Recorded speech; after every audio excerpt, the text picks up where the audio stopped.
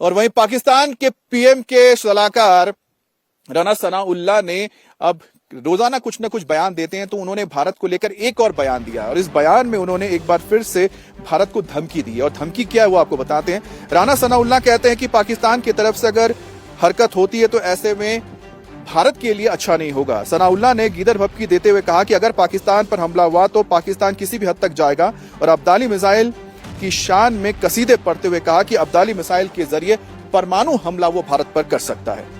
और आपने देखा कि किस तरह से जो पाकिस्तान के जो सियासतदान है, खासतौर पर शहबाज शरीफ के जो सलाहकार है राना सनाउल्लाह, लगातार इस तरह के बयान देते हैं। अब उनके राजदूत भी कुछ कम नहीं है। अब रशिया में जो पाकिस्तानी राजदूत है उनसे इंटरव्यू किया गया पाकिस्तान को लेकर और साथ ही रशियन टेलीविजन ने इंटरव्यू किया, तो उसमें राजदूत कहते हैं कि हम इस हद तक जा सकते हैं कि भारत के ऊपर हम परमाणु हमला कर सकते हैं।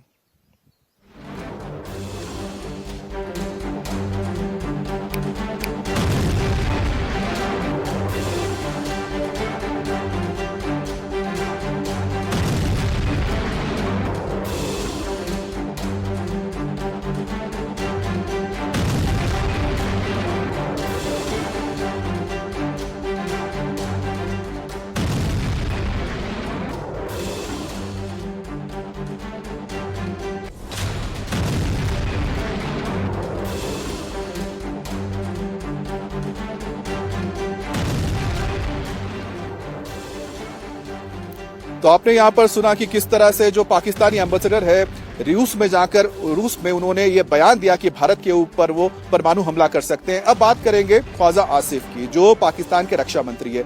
उनके बयान आप लगातार सुन रहे हैं, अलग अलग प्लेटफॉर्म से वो दिए जा रहे हैं, जिसमें वो कई बार तो ये एक्सेप्ट कर चुके हैं कि हाँ, उनके देश में आतंकी संगठनों को समर्थन दिया जाता है और साथ ही साथ वो गीदड़ भभकी देने से भी परहेज नहीं करते हैं। अब इसी क्रम में उनके एक और बयान को लेकर कुछ बातें सामने आई है। भारत को एक्शन को लेकर पाकिस्तान की सैन्य तैयारियों से जुड़ी उन्होंने एक बड़ी खबर सामने लेकर आई है।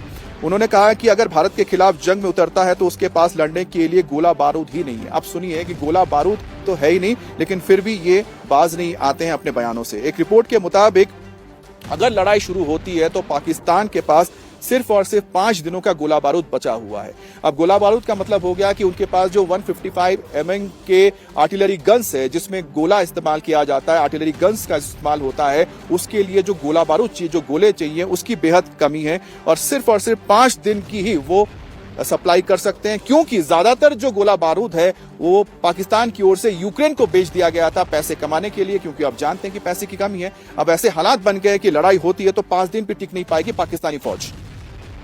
आपने यहां पर सुना कि किस तरह से पाकिस्तान में इस वक्त गोले बारूद की कमी है और वो भारत को गीदड़ भभकी दे रहा है, लेकिन भारत कोई गीदड़ भभकी नहीं दे रहा है। भारत की ओर से जो भी हो रहा है उसे फुल प्रूफ तरीके से तैयार किया जा रहा है। और इसी क्रम में कल प्रधानमंत्री मोदी की एक अहम बैठक हुई है नेवल चीफ के साथ, एडमिरल दिनेश त्रिपाठी के साथ ये बैठक हुई है और दिनेश त्रिपाठी करीब 1 घंटे तक प्रधानमंत्री आवास पर रहे। उन्होंने पूरी जानकारी दी है कि इस वक्त भारतीय नौसेना किस तरह की तैयारी कर रही है, किस तरह की तैयारी उनकी है और अगर हालात में उन्हें युद्ध में जाना पड़ता है तो किस तरह से इंडियन नेवी इस पूरे हालात में एक्शन को अंजाम दे सकती है। आप देखिए कि जिस तरह से इंडियन नेवी ने पिछले कुछ दिनों में देखा जाए 22 अप्रैल के बाद से अपनी तैयारी को दिखाया है, जिसके तहत Indian aircraft carrier INS Vikrant को तैनात किया गया अरब सागर में और 30 तारीख से लेकर 3 तारीख तक, यानी 30 अप्रैल से लेकर 3 मई तक एक्सरसाइज भी की गई है। स्पेशल इकोनॉमिक जोन जो भारत का हिस्सा है, वहां पर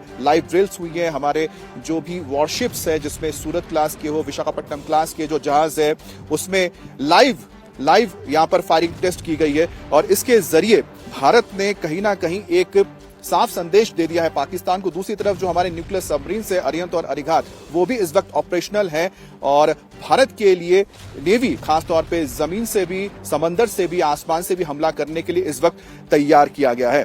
और पहलगाम आतंकी हमले के बाद पाकिस्तान पर कभी भी एक्शन हो सकता है और इसी के मद्देनजर हम लोग देख रहे हैं कि युद्ध जैसे हालात में भारतीय सेना ने इमरजेंसी प्रोक्योरमेंट के तहत 85 सोर्ड मिसाइल खरीदने का फैसला किया है। अब सोर्ड मिसाइल को लेकर बड़ी खबर आ रही है। इसके साथ ही 48 लॉन्चर और नाइट विजन साइट भी खरीदे जाएंगे और सोर्ड मिसाइल बिना किसी धमाके के अपने लक्ष्य को भेदने में सक्षम होते हैं। यह मिसाइल बेहद छोटी होती है और इसे ड्रोन के जरिए भी लॉन्च किया जा सकता है। इसका निशाना बेहद सटीक लगता है और अमेरिका ने इसी मिसाइल के जरिए अलकायदा के सरगना अल जवाहिरी को मार गिराया था और आम लोगों के बीच छिपे आतंकियों को ढेर कर दिया गया था। तो ये बड़ी खबर हमको बता रहे हैं कि किस तरह से भारत अपनी जो तैयारी है वो पुख्ता करता हुआ जा रहा है, ताकि अगर युद्ध के जब हालात होंगे तो भारत को पता है कि अगले 10 से 15 दिन तक वो किस तरह से अपने हथियारों के जरिए पाकिस्तान को धूल चढ़ा सकता है।